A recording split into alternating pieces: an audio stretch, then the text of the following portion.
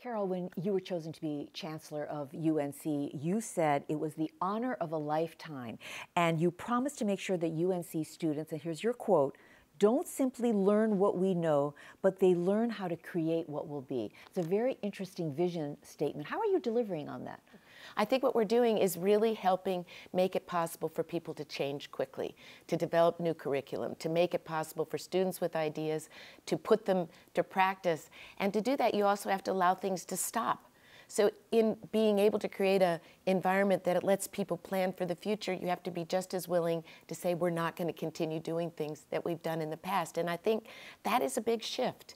And it allows our faculty, our students, and our staff to all think about creating the future. How does this influence the way that you talk to students and faculty? When I came and started talking to students, I often would talk about my own history coming from a family of immigrants. You know, in that kind of world, every day is a fresh day. You don't have anything that's directing you. You're free of past constraints. And I talk about how that really changed the way I think about the future. And I challenge them to think about that too. So for example, I might say, you're really good at this thing you're doing, but is that what you really want to do? Or do you want to try something new? Don't be constrained by what you were. Think about what you want to be. Well, this is a conversation we're hearing a lot in the business world where they're talking about disrupt or be disruptive. So how do you get people on board at UNC to be more innovative in their thinking and also more of an entrepreneurial mindset?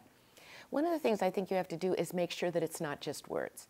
If as a leader you're always saying, we're going to innovate, yet they find out that every time they try to reach your office, it takes 3 days to get a message through. It's not real. It doesn't mean anything.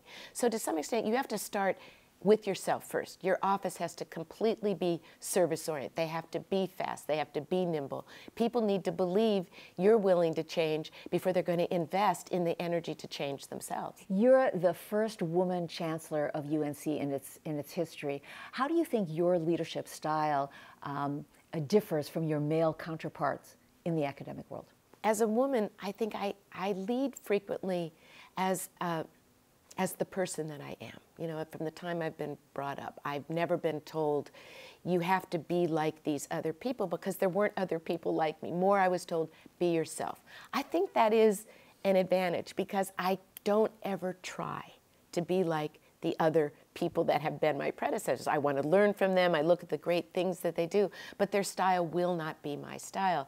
And I just had to learn not to be fearful of that, but actually to embrace it and use it. It can be fun. It can be a very positive thing. And I think many women leaders are adopting that strategy with great success. Carol, as you look back on your career, all your years in California, to Dartmouth and now to UNC, what's the best leadership advice that you ever received, and why did it guide you in your leadership style?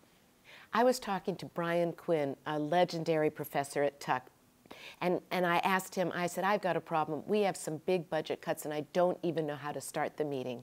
And he said, when you're driving down a road at night, do you look at the front of the headlights or do you look out in the vision? He said, go back and start with the vision. The leadership lesson was you have to build from the dream. You build to where you want to go, and you don't worry about the immediate, you worry about where your consequences, where your impact is going to be.